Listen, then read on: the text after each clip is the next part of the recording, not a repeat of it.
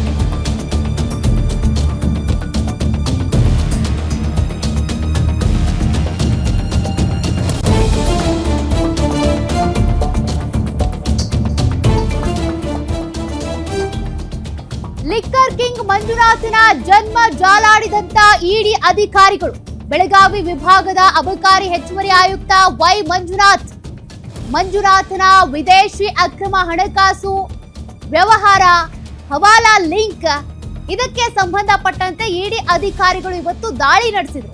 ಕರ್ನಾಟಕ, ಗೋವಾ ಮತ್ತು ರಾಜಸ್ಥಾನ ಸೇರಿದಂತೆ ವಿವಿಧೆಡೆ ಇಡಿ ಇದಕ್ಕೆ ಸಂಬಂಧಪಟ್ಟಂತೆ ಮಾಹಿತಿ ಕಲೆ ಹಾಕಿರೋದು. ರಾಜ್ಯದ 6 ಪ್ರಮುಖ ಕೇಂದ್ರಗಳಲ್ಲಿ ಏಕಕಾಲಕ್ಕೆ ಇಡಿ ಅಧಿಕಾರಿಗಳು ರೇಡ್ ಮಾಡಿದ್ದಾರೆ. ಮಂಜುನಾಥನನ್ನ ವಶಕ್ಕೆ ಪಡೆದು ಜನ್ಮ ಜಾಲಾಡ್ತಾ ಇರುವಂತ ಇಡಿ ಅಧಿಕಾರಿಗಳು ಗ್ಯಾರಂಟಿ ನ್ಯೂಸ್ ನಲ್ಲಿ ಲಿಕ್ಕರ್ ಕಿಂಗ್ ನ ಕಪ್ಪು ಖಜಾನೆಯ ಕಂಪ್ಲೀಟ್ ಮಾಹಿತಿ.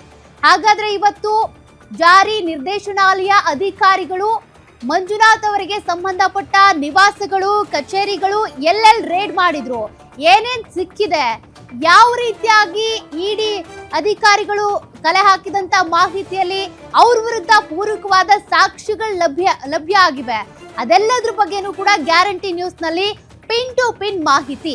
ಹಾಗಾದ್ರೆ ವೈ ಮಂಜುನಾಥ್ ಅವರು ಬರೀ ನಮ್ಮ ರಾಜ್ಯದಲ್ಲಿ ಮಾತ್ರ ಅಲ್ಲ, ಬೇರೆ ಬೇರೆ ರಾಜ್ಯಗಳಲ್ಲೂ ಕೂಡ ಈ ಲಿಕ್ಕರ್ ದಂಧೆಗೆ ಸಂಬಂಧಪಟ್ಟಂತೆ, ಹವಾಲಾ ದಂಧೆಗೆ ಸಂಬಂಧಪಟ್ಟಂತೆ ಲಿಂಕ್ ಇಟ್ಕೊಂಡಿದ್ದಾರಂತೆ.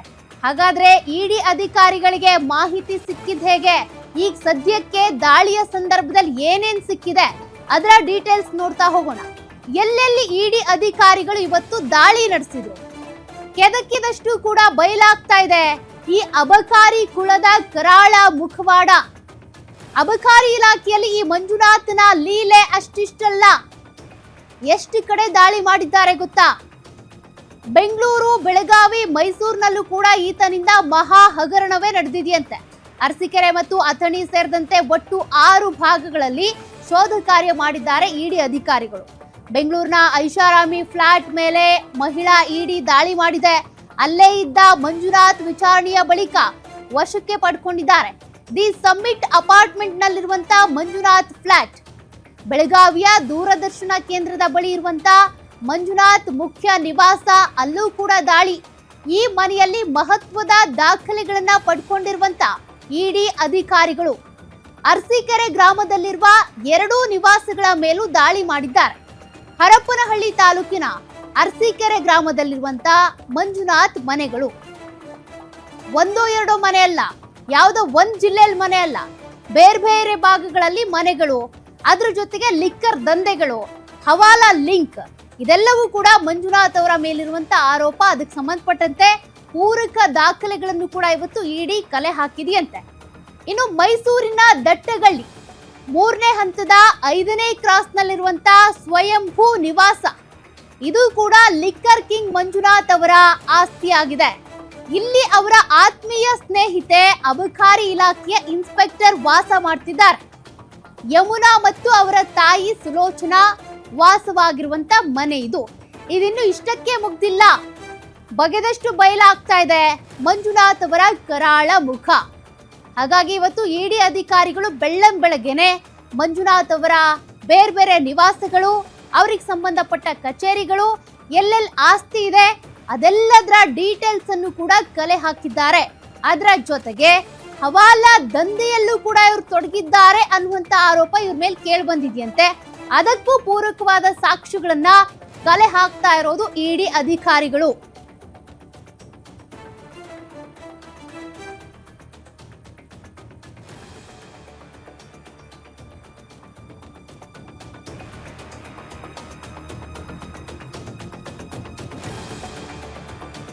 ನೋಡಿ, ಇಲ್ಲಿ ಇವರ ನಿವಾಸಗಳು ಅಂತ ಬಂದಾಗ ಅನೇಕ ನಿವಾಸಗಳಿದಾವೆ. ಅದರಲ್ಲಿ ಮತ್ತೊಂದು ಸ್ವಯಂಭೂ ಅನ್ನುವಂತ ನಿವಾಸ, ಈ ಒಂದು ವಾಸಸ್ಥಾನ ಅಥವಾ ಮನೆಯಲ್ಲಿ ವಾಸವಾಗಿರೋದು ಇವರ ಆಪ್ತ ಸ್ನೇಹಿತೆ ಅಂತೆ. ಅವರು ಅಬಕಾರಿ ಇಲಾಖೆಯ ಇನ್ಸ್ಪೆಕ್ಟರ್ ಯಮುನಾ ಮತ್ತು ಅವರ ತಾಯಿ ಸುಲೋಚನಾ ಅಂತ ಅವರಿಬ್ರು ಕೂಡ ಈ ಒಂದು ಸ್ವಯಂಭೂ ನಿವಾಸದಲ್ಲಿ ವಾಸವಾಗಿದ್ದಾರೆ ಅನ್ನೋದ್ರ ಬಗ್ಗೆ ಮಾಹಿತಿ ಇದೆ. ಅಧಿಕಾರಿಗಳಿಗೆ ಸಿಕ್ಕಿರುವಂತ ಡೀಟೇಲ್ಸ್ ಇದು. ಈ ಮನೆ ಇರೋದು ಮೈಸೂರಿನ ದಟ್ಟಗಳ್ಳಿಯ 3ನೇ ಹಂತದ 5ನೇ ಕ್ರಾಸ್ನಲ್ಲಿ. ಆ ಮನೆಗೆ ಹೆಸರಿಟ್ಟಿರೋದು ಸ್ವಯಂಭೂ ಅಂತ. ಅಲ್ಲಿ ಇವರು ವಾಸವಾಗಿದ್ದಾರಂತೆ.